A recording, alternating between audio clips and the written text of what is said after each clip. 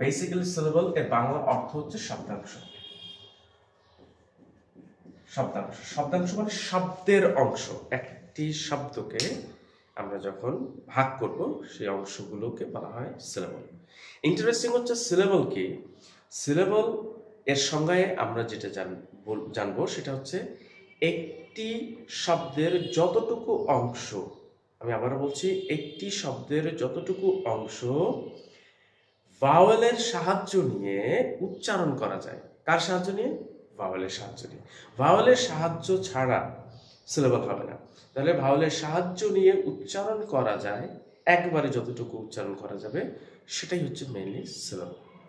এখন আমরা যদি ফর এক্সাম্পল, খুবই সহজ একটা এক্সাম্পল আমি দিচ্ছি, যেমন ধরুন ফ্যান, এটা একটি শব্দ। আমি লক্ষ্য করছি এখানে পি থেকে এন পর্যন্ত একটি শব্দের মাঝখানে কি আছে? ই। ইন্টারেস্টিংলি হচ্ছে এই ইটাকে যদি আমি বাদ দেই তাহলে কি আমি এই শব্দটি উচ্চারণ করতে পারবো? পারবো না।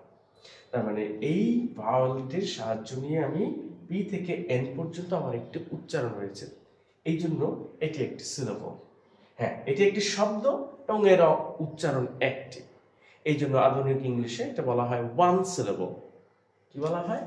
এটাকে আমরা বলি ওয়ান সিলেবল। আর ইন্টারেস্টিংলি আমরা যখন ছোটবেলায় গ্রামার পড়েছি তখন এটার নাম আমরা জানি কি? মনো সিলেবল।